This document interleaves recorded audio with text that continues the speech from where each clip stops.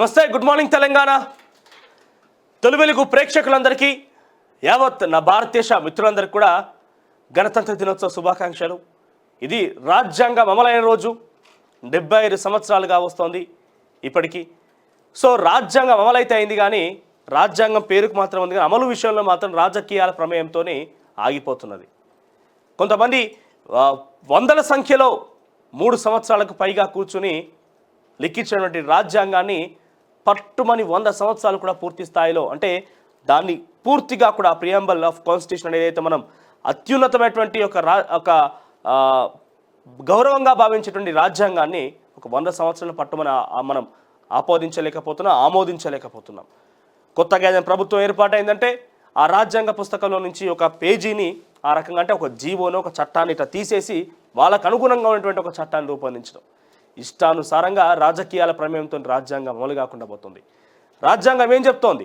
ప్రజాస్వామ్యం అంటోంది. ప్రజాస్వామ్యం అంటే ఏంటిది? ప్రజలు చేత ఎన్నుకోబడి ప్రజలకు సంక్షేమం దిశగా, అభివృద్ధి దిశగా పరిపాలించాలి అని చెప్పి రాజకీయాలకి ఈ రాజ్యాంగం నేర్పిస్తోంది. కానీ రాజకీయాలు ఏం చేస్తున్నారు?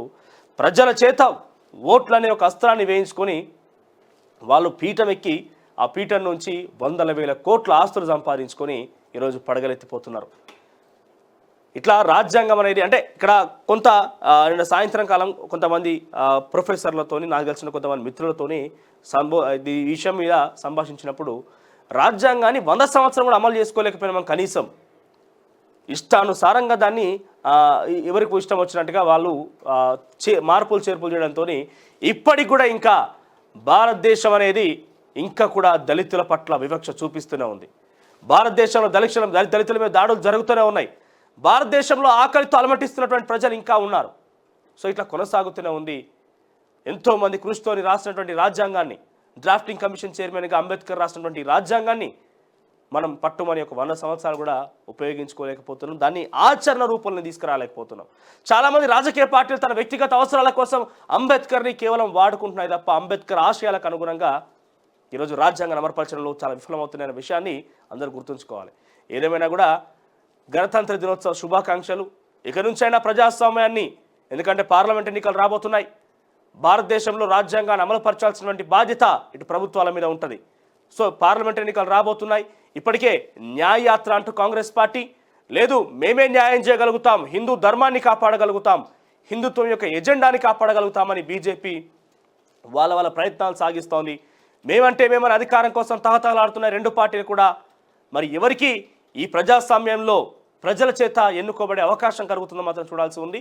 ఇక 75వ గణతంత్ర దినోత్సవం జరుపుకుంటున్నాం. ఈరోజు ఆజాదీ కా అమృత్ మహోత్సవాన్ని కేవలం వేడుకలు జరుపుకుంటే కాదు, ఆ రాజ్యాంగాన్ని నిజమైనటువంటి నిరుపేదలకు అందించే విధంగా, ప్రజాస్వామ్యాన్ని కాపాడే విధంగా, ఈ ప్రతి సంవత్సరం చూస్తే కనుక ప్లానింగ్ కమిషన్, భారతదేశ ప్లానింగ్ కమిషన్ ఏముంటుంది? Removal of poverty. ఇప్పుడు నీతి ఆయోగం మారినటువంటి దాంట్లో ఏముంటుంది? రిమూవల్ ఆఫ్ పావర్టీ అంటే పేదరికాన్ని నిర్మూలించాలి. Right to education for everyone, ప్రతి ఒక్క వ్యక్తికి విద్యా అర్హతలు కల్పించాలి. కానీ ఏడ జరుగుతున్నాయి ఇవన్నీ? స్కూల్ ఎత్తేయాలి, తర్వాత నియామకాలు ఉండకూడదు, నిరుద్యోగులతోని బాధపడుతుంటే పల్లీలు పుట్టాలు అమ్ముకోమని చెప్పి మంత్రులు, కేంద్ర మంత్రులు, ప్రభుత్వంలో పెద్దలు చెప్పాలి. ఇదా రాజ్యాంగం అంటే? సో ఎనీహౌ ఈరోజు 75వ గణతంత్ర దినోత్సవ శుభాకాంక్షలు తెలుపుతూ తెలుగులు అందరూ కూడా మిమ్మల్ని ఇంతగానో ఆదరించి మమ్మల్ని ముందుకు నడిపిస్తున్నారు. సో డెఫినెట్గా ఆ ప్రజాస్వామ్యం కోసం నిత్యం తొలి వెలుగు పోరాడుతూనే ఉంటుంది, ప్రజల పక్షాన్ని నిలుస్తూనే ఉంటుంది. మరొకసారి తొలి వెలుగు ప్రేక్షకుల అభిమానులందరూ కూడా గణతంత్ర దినోత్సవ శుభాకాంక్షలు. రెడ్డిగా మ్యాటర్లోకి వస్తే కనుక, ఈరోజు గుడ్ మార్నింగ్ తెలంగాణ హైట్స్ విషయానికి వస్తే కనుక, ముఖ్యమంత్రి రేవంత్ రెడ్డి నిన్న కాంగ్రెస్ పార్టీకి సంబంధించిన BLA బూత్ లెవెల్ ఏజెంట్ల సమావేశంలో మరోసారి తనదైన శైలిలో మార్క్ రాజకీయాలు క్రియేట్ చేస్తూ మాస్ స్పీచ్తోని బీఆర్ఎస్ని ఏకిపారేసిన పరిస్థితి. ఇక బీఆర్ఎస్ని ఏదైతే మొదటి నుంచి కూడా గుంపు మేస్త్రి అంటూ రేవంత్ రెడ్డి మీద ఒక ఆరోపణ, అంటే గతంలో ఆయన మాట్లాడిన మాటకు సంబంధించి గుంపు మేస్త్రి అంటూ ట్రోలింగ్స్ జరుగుతూ ఉన్నాయో బీఆర్ఎస్ నాయకులు మాట్లాడుతున్నారు. ఎస్, నేను మేస్త్రినే, బీఆర్ఎస్ పార్టీని గోరి కట్టే మేస్త్రిని అని చెప్పి ఆయన ఒక రకంగా తనదైన శైలిలో మార్క్ క్రియేట్ చేసుకొని ఒక మాస్ స్పీచ్తో అదరగొట్టేసిండు. కానీ ఇక్కడ ఆవేదన గురి చేసేటువంటి అంశం, ఆందోళన గురి చేసే అంశం ఏంటంటే, దావోస్కి పోయి రైతు బంధు ఇస్తానా అని చెప్పిండు. అంటే లండన్లో అక్కడ అభిమానులతో మాట్లాడుతూ తెలంగాణ రైతు బంధు ఇంప్లిమెంటేషన్ అవుతున్నా బీఆర్ఎస్ పార్టీ నాయకులు ఓర్వలేకపోతున్నారని చెప్పిండు. మీ మంత్రివర్గంలో ఉన్న మంత్రులు ముఖ్యంగా వ్యవసాయ శాఖ మంత్రి తుమ్మల నాగేశ్వరరావు ఏమన్నాడు, ఈ నెలాఖరికల్లా రైతు బంధు ఇచ్చేస్తామని చెప్పాడు. మళ్ళీ ఆయన ముఖ్యమంత్రి ఏమంటాడు, ఫిబ్రవరి దాకా ఇస్తాం అంటే నేనేమంటున్నా, గతంలో బీఆర్ఎస్ పార్టీ మార్చి దాకా ఇచ్చి ఉండొచ్చు, ఏప్రిల్ దాకా ఇచ్చి ఉండొచ్చు, మే దాకా ఇచ్చి ఉండొచ్చు, అవసరం రైతు బంధు ఇవ్వకపోవచ్చు. నేనేమంటున్నా, బీఆర్ఎస్ పార్టీని కాదని, వాళ్ళు చేసిన తప్పిదాలను ఓర్వలేక ప్రజలు వాళ్ళని పక్కన పెట్టి మీకు అధికారాన్ని ఇచ్చినప్పుడు వాళ్ళు చేసిరు కదా మేము చేస్తామని చెప్పి ఎప్పటికీ ఒక ఉదాహరణగా బీఆర్ఎస్ పార్టీని చూపిస్తే ఎట్టి పరిస్థితిలో తగదది. బీఆర్ఎస్ చేసింది కదా మేము చేస్తే ఎందుకు కోర్చుకోరు ఆగమని చెప్పినట్ట మీ యొక్క అర్థం ఏందన్నట్టు దానికి. సో బీఆర్ఎస్ పార్టీ అది చేసింది, బీఆర్ఎస్ పార్టీ ఇది చేసింది, మేము ఇది చేస్తున్నాం అంటే ప్రతిదానికి ఒక కంపారిజన్, పాతదానికి కొత్తదానికి కంపారిజన్ చేయడంలో మీ విజ్ఞతకు తగదది. దయచేసి మీరైతే రైతులకు ఇచ్చిన హామీ నెరవేర్చాల్సిన బాధ్యత, కర్తవ్యం మీద ఉంటుంది. మీరు ఫిబ్రవరి దాకా ఎక్స్టెన్షన్ చేసిరు, ఇప్పటికీ రైతులు ఆవేదన వ్యక్తం చేస్తున్నారు. ఒకవైపు ఊరియా సమస్యలంటూ పెద్ద ఎత్తున ఆందోళన కలిగిస్తున్నాయి. సో వాటన్నింటినీ కూడా రైతులని ఇక్కడ 3 అంశాలు ఇచ్చారు. కౌలు రైతులను ఆదుకుంటామన్నారు, రైతు రుణమాఫీ పేరిట హామీ ఇచ్చారు, రైతులకు సంబంధించి మీ రైతు భరోసా అన్నది ఇవన్నీ కూడా ఎక్కడ కనిపించడం లేదు. పెద్ద ఎత్తున ఆందోళన వ్యక్తం చేస్తున్నారు ప్రజలు ఇక మొత్తం కూడా. ఇక మరోవైపు అప్డేట్ సెంటర్ అంటే టీఎస్పీఎస్సీ చైర్మన్గా మహేందర్ రెడ్డి నియామకం, మరొక 5 సభ్యులను కూడా, ఆ తర్వాత గవర్నర్ కోటా కింద గవర్నర్ ఆమోదించినట్టుగా కోదండరామ్ గారి పేరు, ఆ తర్వాత అమీర్ అలీ ఖాన్ పేరు వినిపించింది. ఇక పెద్ద ఎత్తున కాంగ్రెస్ శ్రేణులకు సంబంధించి ఎమ్మెల్సీ నియామకం పట్ల హర్షం వ్యక్తం చేస్తున్నారు. కోదండరామ్ అభిమానులు, ముఖ్యంగా ఉద్యమకారులందరూ కూడా తన పట్ల శుభాకాంక్షలు వెలువ తెలుపుతున్న పరిస్థితి ప్రస్తుతం ఇది హైలైట్గా ఉన్నాయి. ఇక మరోవైపు కేసీఆర్ ఈరోజు ఎర్రవెల్లి ఫామ్ హౌస్లో పార్లమెంటరీ నాయకులతోని, ప్రస్తుతం ఎంపీలతోని పార్లమెంటరీ సమావేశాలతోని, అంటే అక్కడ ఆయన ఫామ్ హౌస్లో పార్లమెంట్ ఎన్నికల్లో అవలంబించాల్సిన తీరు పట్ల ఎంపీలతోని, అక్కడ పోటీ చేసే వ్యక్తులతోని సమావేశం కాబోతున్నారట ఎర్రవెల్లి ఫామ్ హౌస్లో. సో అసెంబ్లీ ఎన్నికల తర్వాత ఓటమి పాలైనటువంటి తర్వాత మొట్టమొదటిసారి పార్టీ నాయకులతోని కేసీఆర్ మీటింగ్ ఏర్పాటు చేస్తున్నారు. అది కూడా ఒక భవిష్యత్ అంశం విషయంలో. సో గతంలో కొన్నిసార్లు భేటీ అయ్యిండు, అక్కడ తనకు ఆ తుంటిముక విరక ముందు ఆ రకంగా భేటీ అయిన పరిస్థితి. కానీ అన్ని పరిణామాలు ముగించుకున్న తర్వాత సుమారుగా 40-45 రోజుల పాటుగా ఆయన ఇంటికే పరిమితమై రెస్ట్లో ఉన్నారు. సో ఈరోజు ఎర్రవెల్లి ఫామ్ హౌస్లో ఆయన భేటీ కాబోతున్నారట. ఇక మరోవైపు కేసీఆర్కి సంబంధించి బీఆర్ఎస్ పార్టీ మీద, ముఖ్యంగా కేసీఆర్ మీద హైకోర్టులో పిటిషన్ దాఖలైంది. 11 ఎకరాల భూమి కోకాపేటలో కేవలం 37.74 కోట్లకు మాత్రమే, 1100 కోట్లు విలువ చేసే భూమిని కేవలం 37 కోట్లకు మాత్రమే కొనుగోలు చేసేందుకు ఆయన దరఖాస్తు చేసుకోవడమైంది. సీసీఎల్ఏగా నవీన్ మిత్తల్ దాన్ని అనుమతి ఇచ్చడమేనని చెప్పి ఏ వెంకట్రామరెడ్డి అనే ఒక లాయర్ పిటిషన్ దాఖలు చేసిండు. దీని విషయంలో కేసీఆర్ మీద కేసు అయినట్టుగా తెలుస్తోంది. చూద్దాం మరి ఈ అంశాలకు సంబంధించి వివిధ వార్తాపత్రికల్లో వచ్చిన కథనాలు దానికి సంబంధించి విశ్లేషణ చేసే ప్రయత్నం చేద్దాం. ముందుగా ఈనాడు పత్రిక విషయానికి వస్తే, వెంకయ్య నాయుడు చిరంజీవులకు పద్మ విభూషణ్, మొత్తంగా 5గురికి రెండో అత్యున్నత పౌర పురస్కారం, 17 మందికి పద్మభూషణ్, 110 మందికి పద్మశ్రీ, 132లో తెలుగు వారు 8 మంది. ఎవరు? గడ్డం సమ్మయ్య, దాసరి కొండప్ప, కూరెల విఠలాచార్య, వేల ఆనందచారి, తర్వాత కేతావత్ సోమ్లాల్, వీళ్ళకి తెలంగాణ వారట. సుమారుగా 5గురికి పురస్కారం అందింది పద్మశ్రీ. ఇక సీఎం మంత్రులు జాగ్రత్త, మోదీ అమిత్ షాలు ఈడీ ఐటీ సిబిఐలతో దాడులు చేయించే ప్రమాదం ఉంది. ఎవరికి చెప్తున్నాడు? ఖర్గే గారు కాంగ్రెస్ పార్టీకి సంబంధించిన మంత్రులు ముఖ్యమంత్రికి చెప్తున్నారు. ఏమని చెప్తున్నారు అంటే, ఖర్గే మీరు జాగ్రత్తగా ఉండాలి, ప్రధానమంత్రి నరేంద్ర మోదీ మీ మీద ఈడీని, ఐటీని, సిబిఐని ప్రయోగించే అవకాశం ఉంటుంది, జాగ్రత్తగా ఉండాలంటూ హెచ్చరించిందట. ఇక బూత్ స్థాయి ఏజెంట్ల సరస్సులో ఏఐసీసీ అధ్యక్షుడు ఖర్గే హెచ్చరిక, 10 ఏళ్లుగా మోదీ అన్ని సంస్థలను నాశనం చేశారని ఆరోపణ, లోక్సభ ఎన్నికల్లోనూ మంచి ఫలితాలు సాధించాలని శ్రేణులకు పిలుపు. ఇక ఫిబ్రవరిలో మరో 2 హామీల అమలు, వచ్చే నెలాఖరికల్లా రైతు భరోసా నిధులు జమ. వచ్చే నెల అంటే ఫిబ్రవరి కల్లా. ఇక సీఎం రేవంత్ రెడ్డి బారాసకు సీట్లు ఇస్తే మోడీకి తాకట్టు పెడతారని వ్యాఖ్య, ఆ పార్టీని తెలంగాణ సరిహద్దులు దాటిస్తామని వెల్లడి. ఇక టీఎస్పీఎస్సీ చైర్మన్గా మహేందర్ రెడ్డి, సభ్యులుగా మరో 5 కొత్త బోర్డు ఏర్పాటు. ఇక ఎంసెట్ ఇకపై ఎప్సెట్, రాష్ట్రంలో మే 9 నుంచి 19 వరకు నిర్వహణ, 7 ప్రవేశ పరీక్షల తేదీలను ఖరారు చేసిన ప్రభుత్వం, నిర్వహించే యూనివర్సిటీల యథాతథం. ఇక గవర్నర్ కోటాలో ఎమ్మెల్సీలుగా కోదండరామ్, అమీర్ అలీ ఖాన్, ప్రభుత్వ ప్రతిపాదనకు ఆమోదం తెలిపిన తమిళసై. ఇక రెరా కార్యదర్శి శివబాలకృష్ణ జైలుకు, తెల్లవారుజామున అరెస్ట్, ఫిబ్రవరి 8 వరకు రిమాండ్, బినామీలను విచారించడంపై అవినీతి నిరోధక శాఖ దృష్టి. ఇది ఈనాడులో హెడ్లైన్స్గా ఉన్నాయి. ఇక ఆంధ్రజ్యోతి విషయానికి వస్తే, వైద్య బీమా ఉంటే చాలు ఏ ఆసుపత్రిలోనైనా నగదు రహిత చికిత్స, ది జనరల్ ఇన్సూరెన్స్ కౌన్సిల్ నిర్ణయం గురువారం నుంచి దేశవ్యాప్తంగా అమల్లోకి. ఇక కొన్ని సంస్థల్లోనే ఇన్సూరెన్స్ ఉంటుందేమో, కొన్ని హాస్పిటల్లో ఇన్సూరెన్స్ ఉంటుందేమో అని అనుమానం అవసరం లేదట. ఇన్సూరెన్స్ కౌన్సిల్ ఏం చేసిందట అంటే, ఎక్కడ ఇన్సూరెన్స్ ఉన్నా పర్వాలేదు అన్ని హాస్పిటల్ వర్తించే విధంగా, ఈ హాస్పిటల్కి శ్రీరామి ఉండాలి, ఈ హాస్పిటల్కి ఎల్ఐసి ఉండాలి, ఇదేం లేదు, ఏ హాస్పిటల్ అయినా అన్ని రకాల ఇన్సూరెన్స్ సేవలు ఉండే విధంగా చర్యలు తీసుకుందట ఇన్సూరెన్స్ కౌన్సిల్. ఇక కేసీఆర్ కొన ఊపిరితో ఉన్నావు కాస్కో ఆట మొదలైంది. ఇప్పటిదాకా నడిచింది ఇంటర్వ్యూలే, అసలు సినిమా ముందుంది. చార్లెస్ శోభరాజ్ ఇంట్లో పడుకుంటే బిల్లారంగా ఊరి మీదకి. అవును, వాళ్ళని 100 మీటర్ల గోతిలో పాతి గోరి కట్టే మేస్త్రి నేను. ఫిబ్రవరిలో 2 కొత్త పథకాలు, రైతు బంధు కూడా పూర్తి. 5 సభ్యులతో గ్రామాల్లో ఇందిరమ్మ కమిటీల ఏర్పాటు. తెలంగాణ కాంగ్రెస్ బూత్ లీడర్ సమావేశంలో సీఎం రేవంత్, దేవుడి పేరుతో ప్రధాని మోదీ డ్రామాలన్న మల్లికార్జున్ ఖర్గే. ఇక టీఎస్పీఎస్సీ చైర్మన్గా మహేందర్ రెడ్డి, ఆ తర్వాత పెద్దల సభకు ఉద్యమ సారథి కోదండరాం. ఇక వెంకయ్య చిరంజీవికి పద్మ విభూషణ్. తెలుగు రాష్ట్రాల నుంచి 8 మందికి పద్మాలు.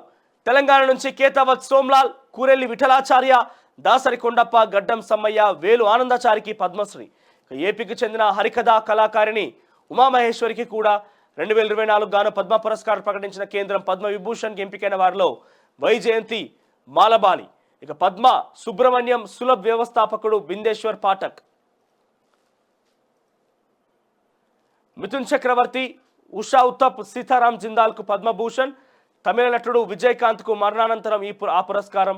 ఇక 5గురికి పద్మవిభూషణ్, 17 మందికి పద్మభూషణ్, 110 మందికి Padmashri.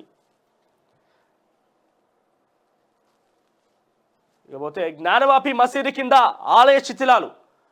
Archaeological survey of India ఏం తేల్చిందట అంటే, జ్ఞానవాపి మసీదు కింద ఆలయాలు ఉన్నట్టుగా గుర్తించిందట. ఆలయాలకు సంబంధించి కొన్ని ఆనవాళ్ళు గుర్తించిందట. అక్కడ ఆ గోడల మీద 34 రకాలుగా చెక్కినటువంటి భాషలో చెక్కినటువంటి దేవుళ్ళ పేర్లు ఉన్నాయట. సో రకరకాలుగా ఆనవాళ్ళు గుర్తించిన తర్వాత ఆర్కియాలజికల్ సర్వే ఆఫ్ ఇండియా ఏం చేసింది, వారణాసి కోర్టుకి ఈ యొక్క అంశాన్ని 839 పేజీలతో కూడినటువంటి ఆ పుస్తకాన్ని, ఆ సర్వేని అక్కడ ఇచ్చిందట. ఆ తర్వాత ఇటు ముస్లిం మత పెద్దలకి, ఇటు హిందూ మత పెద్దలకి కోర్టు నుంచి ఆ యొక్క పుస్తకాన్ని సమర్పించారట. ఎంసెట్ ఈఏపీ సెట్ పేరు మార్చిన ఉన్నత విద్యామండలి. మే 9 నుంచి 13 వరకు నిర్వహణ. మరో 7 సెట్లకు తేదీల ప్రకటన. ఇక ఓటర్లను బెదిరిస్తారా, ఓటేయకుంటే ఆత్మహత్య చేసుకుంటామంటారా? అలాంటి వారిపై ఈసీ కఠిన చర్యలు తీసుకోవాలి. ఓటు మన భవిష్యత్తును నిర్ణయిస్తుంది. అందరూ ఆ హక్కును వినియోగించుకోవాలి. ప్రజాస్వామ్యానికి తల్లి భారత్, కాపాడుకుందాం. జాతీయ ఓటు దినోత్సవంలో గవర్నర్ పిలుపు. జాతీయ ఓటు దినోత్సవంలో మాట్లాడుతూ కొంతమంది వ్యక్తులు నన్ను గెలిపిస్తారా లేకుంటే చచ్చిపోమంటారా అంటూ కూడా బ్లాక్ మెయిలింగ్ రాజకీయాలు తెరలేపుతున్నారు. వాళ్ళ మీద కఠిన చర్యలు తీసుకోవాలంటూ కూడా కోరడం జరిగింది. మరి ఈ మధ్య కాలంలో ఆ రకంగా నన్ను గెలిపిస్తారా చచ్చిపోమంటారని మాట్లాడింది బహిరంగంగా ఎవరయ్యా అంటే కౌశిక్ రెడ్డి. మరి కౌశిక్ రెడ్డి మీద ఎటువంటి చర్యలు తీసుకుంటారో చూడాలి. హుజరాబాద్ ఎమ్మెల్యే. ఇక తెలంగాణ పాలన ఢిల్లీ నుంచి. రైతు భరోసాపై దావోస్లో సీఎం అబద్ధాలు. ఆయన రైతులకు క్షమాపణ చెప్పాలి. నేను వెళ్తే విమర్శించారు, మరి మీరేం చేశారు? ఒకప్పుడు సలహాదారులు వద్దంటూ కేసు పెట్టిన రేవంత్ ఇప్పుడు చేస్తున్నదేంటి? బీఆర్ఎస్ వర్కింగ్ ప్రెసిడెంట్ కేటీఆర్ విమర్శ. రేపటి నుంచి బీఆర్ఎస్ అసెంబ్లీ నియోజకవర్గ స్థాయి సమావేశాలు. ఇక ఓ చేత్తో స్టీరింగ్, మరో చేతిలో బీరు, మధ్య మత్తులో కారు నడిపి బౌన్సర్ మృతికి కారణమైన యువకుడు ఇక బైకర్ను ఢీకొట్టి పరారు. కారులో 4 మిత్రులు. 3 రోజుల క్రితం జూబ్లీహిల్స్లో ఘటన, 5గురు అరెస్ట్. ఇక బీహార్లో రాజకీయ ప్రకంపనలు. ఇప్పటికే ఇండియా కూటమి నుంచి వైదొలిగినట్టుగా ఒక రకంగా హెచ్చరికలు, సూచనలు చురుకంటిస్తున్నట్టు మమతా బెనర్జీ వ్యాఖ్యలు, పంజాబ్ ముఖ్యమంత్రి భగవంత్ సింగ్ మాన్ వ్యాఖ్యలు చాలా స్పష్టంగా చూసినాం మనం. ఇక ఈరోజు బీహార్ రాజకీయాలు ప్రకంపనలు సృష్టిస్తున్నాయి. దాంట్లో ఆర్జేడీ వర్సెస్ జేయూడీగా ఆ పార్టీల కాస్త లుకలుకలు మొదలైనట. లాలూ ప్రసాద్ యాదవ్ ఒకవైపు సమావేశం, నితీష్ కుమార్ బీహార్కి సంబంధించిన ముఖ్యమంత్రి మరో సమావేశం ఏర్పాటుతోని ఇండియా కూటమి నుంచి ఆయన కూడా వైదొలిగే అవకాశం ఉన్నట్టుగా ఒక వార్త హైలైట్గా ఉంది. మరోవైపు ఇప్పటికే కూటముల మార్పిడిలో అటు బీజేపీ, ఎన్డీఏ, లేకపోతే ఇండియా కూటమి ఎన్డీఏ, ఈ రకంగా 5 సార్లు కూటముల్లో మారిన వ్యక్తిగా నితీష్ కుమార్కి అయితే పేరుందట. దానికి సంబంధించిన ఒక వార్త హైలైట్గా ఉన్నది. లాలూ కుమార్తె నర్మగర్భ వ్యాఖ్యలు తర్వాత తొలగింపట. ఎక్స్లో, ట్విట్టర్లో పోస్ట్ చేసిందట లాలూ కుమార్తె. ఇక ఇది ఆంధ్రప్రదేశ్ హైలైట్స్గా ఉన్నాయి. ఇక వెలుగు విషయానికి వస్తే అయోధ్య రామ మందిరం చరిత్రలో నిలిచిపోతుంది, గొప్ప కట్టడంగా విరాజిల్లుతోంది. రాష్ట్రపతి ముర్ము ప్రాణప్రతిష్ఠ వేడుకకు యావత్ ప్రపంచం చూసింది. రాముడి ఆలయం ప్రజల నమ్మకానికి నిదర్శనం. ప్రజాస్వామ్యానికి తల్లి ఇండియానే కర్పూరి ఠాకూర్ను భారతరత్నకు ఎంపిక చేయడం అభినందనీయం. 75వ రిపబ్లిక్ డే సందర్భంగా జాతిని ఉద్దేశించి ప్రసంగించిన రాష్ట్రపతికి ఆహ్వానం లేదు రామ మందిరం నిర్మాణానికి, అక్కడ జరిగిన తర్వాత శంకుస్థాపన ప్రాణప్రతిష్ఠకి. కానీ ఇతర సెలబ్రిటీలకి లేకపోతే ఏమంటారు అంటే ఏం తక్కువైంది, రాష్ట్రపతికి ఏం తక్కువైంది, ఏంది సెలబ్రిటీలకు ఎక్కువైంది ఏంటిది? దేశంలో అత్యున్నతమైనటువంటి స్థానం కలిగినటువంటి రాష్ట్రపతికి అయోధ్య రామ మందిర ప్రాణప్రతిష్ఠకు ఆహ్వానం అందించరా? ఇక అవును నేను మేస్త్రినే, బీఆర్ఎస్కు గోరి కట్టే మేస్త్రిని. కేసీఆర్ కాస్కో సీఎం రేవంత్ రెడ్డి సవాల్. ఫిబ్రవరి చివరికల్లా రైతు భరోసా పెట్టుబడి సాయం అందజేస్తాం. బిల్లా రంగాలు ఎక్కువ తక్కువ మాట్లాడుతున్నారు. చార్లెస్ శోభరాజ్ చెద్దరు కప్పుకొని పడుకున్నాడు. పులి లెక్క బయటకు వస్తారట, రమ్మని బోన్లో వేసి బొంద పెడతాం. ఇది జస్ట్ ఇంటర్వెల్. ఇంద్రవేలి నుంచి అసలు ఆట షురు. కేసీఆర్ మారుబేరగాడు, ఒక్క సీటు గెలిచినా ఢిల్లీలో అమ్ముకుంటాడు. విధ్వంసం పాలన తెలంగాణను పునర్నిర్మిస్తామని ప్రకటన. ఎల్బీ స్టేడియంలో కాంగ్రెస్ బూత్ లెవెల్ కన్వీనర్లకు శిక్షణ. ఇకపోతే వెంకయ్యనాయుడు చిరంజీవికి పద్మభూషణ్, తెలంగాణ నుంచి 5గురికి పద్మశ్రీ. దాసరి కొండప్ప, గడ్డం సమ్మయ్య, వేలు ఆనందచారి, కేతావత్ సోమ్లాల్, కూరెల్లి విఠలాచార్యకు అవార్డు. వైజయంతిమాలకు పద్మభూషణ్. ఇక పద్మ అవార్డులను ప్రకటించిన కేంద్రం. 5గురికి పద్మభూషణ్, 17 మందికి 5గురికి పద్మ విభూషణ్, 17 మందికి పద్మభూషణ్, 110 మందికి పద్మశ్రీ అవార్డులు. తెలంగాణ నుంచి 5గురికి. ఆ తర్వాత తెలంగాణకు 20 పోలీస్ మెడల్స్. రిపబ్లిక్ డే సందర్భంగా కేంద్ర హోంశాఖ ప్రకటన. డిఎస్ చౌహాన్, సౌమ్య మిశ్రాకు పిఎస్ఎం మెడల్స్. 6గురికి గ్యాలంట్రీ, 12 మందికి మెరిటోరియల్ సర్వీస్ మెడల్స్. ఇక తర్వాత సూసైడ్ చేసుకుంటారంటూ ఓటర్లను బెదిరిస్తున్నారు. అసెంబ్లీ ఎన్నికల్లో అభ్యర్థి తనను గెలిపించకుంటే ఫ్యామిలీతో సహా సూసైడ్ చేసుకుంటారని ఓటర్లను బెదిరించారు. అలాంటి వారిపై ఈసీ చర్యలు తీసుకోవాలని గవర్నర్ సూచన. ఇక అన్ని హాస్పిటల్స్లోనూ క్యాష్లెస్ ట్రీట్మెంట్. హెల్త్ ఇన్సూరెన్స్ ఉన్న వ్యక్తులు ఇకపై అన్ని హాస్పిటల్స్లోనూ క్యాష్లెస్ పద్ధతిలో చికిత్స చేయించుకోవచ్చు. ఈ మేరకు ఐఆర్డీఏఐ కొత్త రూల్ తీసుకొచ్చింది. ఇక శివబాలకృష్ణ అవినీతి సొమ్ము 400 కోట్లకు పైనే. వారే వా, 400 కోట్లట అవినీతి ఆస్తి.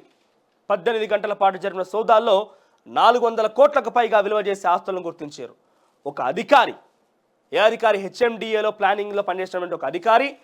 తర్వాత ఇటీవల కాలంలో ఏందది మాజీ డైరెక్టర్, హెచ్ఎండిఏ మాజీ డైరెక్టర్, ప్రస్తుతం రెరా జనరల్ ప్రిన్సిపల్ సెక్రటరీగా పనిచేస్తున్న ఆయన, రెరా కార్యదర్శిగా పనిచేస్తున్న ఆయనకి 400 కోట్ల రూపాయల ఆస్తులట. ఎంత మేర సంపాదించి అర్థం చేసుకోరు. ఇక మరి కింది స్థాయి అధికారులు ఇట్లా సంపాదించి ఉంటే నాటి ప్రభుత్వంలో మంత్రులు, ఎమ్మెల్యేలు, ఎంపీలు, పై స్థాయి అధికారులు ఏ స్థాయిలో సంపాదించో అర్థం చేసుకోరు. ఇక గవర్నర్ కోటా ఎమ్మెల్సీలుగా కోదండరాం, అమీర్ అలీ ఖాన్ సిఫార్సు చేసిన రాష్ట్ర ప్రభుత్వం ఆమోదం తెలిపిన గవర్నర్. ఇక టీఎస్పీఎస్సీ చైర్మన్గా మహేందర్ రెడ్డి, సభ్యులుగా అనితా రజని, అమీరుల్లా ఖాన్, యాదయ్య, రామ్మోహన్ రావు. ఇక రాష్ట్ర ప్రభుత్వ ప్రతిపాదనకు గవర్నర్ తమిళసై ఆమోదం. ఆ తర్వాత మే 9 నుంచి ఈఏపీ సెట్, మే 6న ఈ సెట్, 23న ఎడ్ సెట్. ఇక బీఆర్ఎస్కు భూ కేటాయింపులపై హైకోర్టులో పిల్. ప్రతివాదులుగా కేసీఆర్, నవీన్ మిట్టల్. ఇక మా మేనిఫెస్టోకు సూచనలు ఇవ్వండి అని చెప్పి యువ ఓటర్లకు ప్రధాని పిలుపట. ఇక ఉద్యోగాలు ఇవ్వండి సార్, మాకు ఈ ఆలయాల సంగతి అటు ఉంచితే ఆలయాలు నిర్మించండి, ఆలయాలు నిర్మించాలి. మన భారతదేశ పూర్వ వైభవాన్ని ఏదైతే ఉందో ఏమంటారు దాన్ని, ఆధ్యాత్మికతను పెంపొందించాలి. డెఫినెట్గా ఇతిహాసాలని ప్రజలకు చేరవేయాలి. వీటిలో మీరు ఒక గొప్ప పాత్ర పోషిస్తున్నారు, ఆ దిశగా ముందుకు కొనసాగుతున్నారు. కానీ మాకు ఇవే కాదు, మాకు ఉద్యోగాలు కూడా కావాలి. సెల్ఫ్ ఎంప్లాయ్మెంట్ దిశగా మాకు నిరుద్యోగులకి లోన్లు ఇవ్వడాలు కావాలి. మీ మేనిఫెస్టోకు సూచించమంటారు కదా, సెక్యులర్గా ఉండాలి, డెమోక్రసీని ఇంప్లిమెంట్ చేయాలి, ఇష్టానుసారంగా రాజ్యాంగబద్ధంగా అందరికి కూడా కల్పించిన హక్కులు కల్పించాలి, దళితుల మీద అణిచివేయకూడదు, మతాల పరంగా విద్వేషాలు సృష్టించకూడదు. ఇంకేం చెప్పంటారు? ఒక పుస్తకం రాయొచ్చు మీరు ఏం చేయకూడదనే అంశాలకు సంబంధించి. మహిళలకు గౌరవం ఇవ్వాలి. అగాంతకులను, అరాచకాలు చేసేటువంటి అఘాయిత్యాలకు పాల్పడ్డ వాటిని, ఆ తర్వాత రేపు అటెంప్ట్ చేసిన వాళ్ళని, వాళ్ళని వంచి నయవంచనకు గురి చేసిన వాళ్ళని తీసుకొచ్చి దండలేసి పూజించకూడదు సార్ భారతదేశంలో. మహిళలను వాళ్ళ మీద అత్యాచారం చేసిన వాళ్ళని తీసుకొచ్చి పూజిస్తారా? దండేసి వాళ్ళకి హారతులు ఇస్తారా? ఈ నెలాఖరు కల్లా వాళ్ళని లొంగిపోవాలని చెప్పి సుప్రీంకోర్టు చెప్పింది. మరి ఏం చేస్తారో చూద్దాం. బిల్కాస్ బాను ఘటనలా. ఇక నమస్తే తెలంగాణ విషయానికి వస్తే, సారీ తొలి వెలుగు ఉంది, ఆ తర్వాత తొలి వెలుగు విషయానికి వస్తే ఢిల్లీలో గణతంత్ర పరేడ్లో రిహార్సల్స్ అట. ఇక ఢిల్లీ పరేడ్లో తెలంగాణ శకటం ఇదే, తెలంగాణకు సంబంధించిన శకటం అట.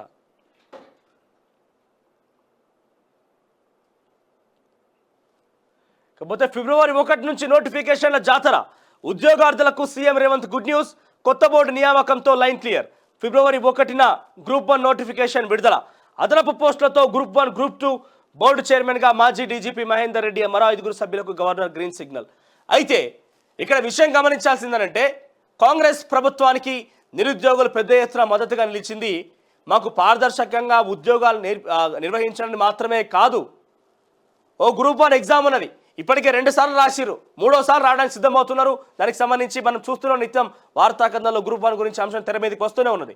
మరి ఈ అంశంలో గతంలో ఇచ్చినట్టు నోటిఫికేషన్ మళ్ళీ ఎగ్జామ్ పెట్టడం కాదు, కొత్తగా అదనంగా పోస్టులు జత చేయాలి, పారదర్శకంగా జాబ్ క్యాలెండర్ అని చెప్తున్నారు కదా. ఎన్ని పోస్టులు ఉంటాయి, ఏ రకంగా ఎగ్జామ్ పెడతారు, పారదర్శకత విషయాన్ని ముందస్తుగానే ప్రజలకు, మీరు నిరుద్యోగులకి, విద్యార్థులకి అర్థమయ్యే రకంగా ఎక్స్ప్లెయిన్ చేయాలి. సో కొత్తగా అదనంగా నోటిఫికేషన్కి మరిన్ని ఉద్యోగాలు జత చేసి కొత్త నోటిఫికేషన్ ఇవ్వాలని కూడా నిరుద్యోగులు కోరుకుంటున్నారు. ఎందుకంటే 2 సంవత్సరాలు 3 సంవత్సరాల ఉద్యమం, కొత్త బ్యాచ్లు వచ్చినాయి, కొత్తగా నోటిఫికేషన్ కోసం ప్రిపేర్ అయ్యే వారు ఉన్నారు. గతంలో ఉన్నవారు అనేక మంది ఇప్పటికే ఎగ్జాములు రాసి భంగపాటు గురైన వారు ఉన్నారు. వీళ్ళందరికీ న్యాయం చేయాలంటే అదనంగా పోస్టులను జత చేయాల్సిన బాధ్యత కాంగ్రెస్ ప్రభుత్వం మీద ఉంటుంది. ఇక బీఆర్ఎస్కి గోరికర్త. అవును, నేను గుంపు మేస్త్రినే, తెలంగాణను పునర్నిర్మించే మేస్త్రిని, ఇంద్రవెల్లికి వస్తున్న కాస్కోండి. కేటీఆర్ పై రేవంత్ ఆగ్రహం. కేసీఆర్ పై కేసు పెట్టండి, రాష్ట్ర హైకోర్టు సంచలన ఆదేశాలు. బీఆర్ఎస్ ఎక్సలెన్స్ కు కోకాపేటలో 11 ఎకరాలు మార్కెట్ విలువ కంటే తక్కువకు కేటాయించారని పిటిషన్. భూ లావాదేవీలతో సంబంధం ఉన్న అధికారులపై కూడా అవినీతి నిరోధక శాఖ డైరెక్టర్ జనరల్కు ఆదేశం. ఏసీబీకి ఆదేశాలు జారీ చేసినట్టు. ఇక కోదండరాంకు విద్యాశాఖ 10 రోజుల్లో మంత్రివర్గం విస్తరణ. కీలక శాఖను కట్టబెట్టిన సీఎం రేవంత్. గవర్నర్ కోటాలో ఎమ్మెల్సీగా నియామకం. కోదండరాంతో పాటు ఎమ్మెల్సీగా అమీర్ అలీ ఖాన్. విద్యా వ్యవస్థలో సమూల మార్పు తెచ్చేందుకు ప్లాన్. ఇకపోతే జుట్టుపట్టి ఈడుస్తారా, రణరంగంగా అగ్రికల్చర్ యూనివర్సిటీ. ముట్టడికి ఏబీవీపీ యత్నం, ఉద్రిక్తత. పోలీసులపై సోషల్ మీడియాలో ఆగ్రహం. ఇక రేవంత్ క్షమాపణలు చెప్పు, సీఎం పచ్చి అబద్ధాల కోరు. రాష్ట్ర పాలనంతా ఢిల్లీ నుంచే 45 రోజుల్లో చేసింది గుండు సున్నా. కాంగ్రెస్ ది టైంపాస్ సర్కార్. బీఆర్ఎస్ నేత కేటీఆర్ ఫైర్. ఇప్పుడు మీరు కనుక మంచి పాటించి ఉంటే ఎదుటోడికి ఇంకోటి చెప్తే, మీరు సంసారం అయితే ఇంకోరికి చెప్పాలి. మనమే పోయే దొంగ కొంపలు ఇంకొకరికి సాల్ చెప్పినట్టుగా తెలంగాణలో సామెత చెప్పినట్టుగా మీరే వచ్చినటువంటి సందర్భంలో 2 సంవత్సరాలు 3 సంవత్సరాల పాటుగా పసిగుడ్డు ప్రభుత్వం, కుళ్ళగుట్టినం, పిల్లగాడు ఉయ్యాలేసినాం, రకరకాలుగా చెప్పింది మీరు. ఇప్పుడు కొత్తగా ప్రభుత్వం ఏర్పాటైందంటే వాళ్ళు ఏం చెప్తున్నారు, కాంగ్రెస్ పార్టీలు కూడా 10 సంవత్సరాల విధ్వంసం సృష్టించి అప్రజాస్వామిక పాలన దృష్ట్యా మేము దాన్ని సరిదిద్దుకొని వస్తున్నాం కాబట్టి ఫైనాన్స్ రూపంలో, రకరకాల రూపంలో జమ చేసుకుంటున్నాం, అన్నింటినీ మెరుగుపరిచే దిశగా ప్రభుత్వం ప్లాన్ చేస్తుంటే కూడా 100 రోజుల్లో మీరు హామీలు కనుక నెరవేర్చకపోతే మమ్మల్ని ప్రశ్నించే హక్కు ఉంటుందంటే కూడా వాళ్ళు కరాఖండిని చెప్తున్నారు. ఒక 50 రోజుల సమయం ఉన్నది, 50 రోజులు జర ఓపిక పెడితే ప్రతిపక్షంగా మీరు చేయాల్సిన పని మీరు చేయండి, ప్రజలు చేయాల్సిన ప్రజలు చేస్తారు, మీడియా జర్నలిస్ట్గా మేము చేయాల్సిన పని మేము చేస్తాం. కేటీఆర్కు మైండ్ దొబ్బింది మంత్రి సీతక్క సంచలన వ్యాఖ్యలు.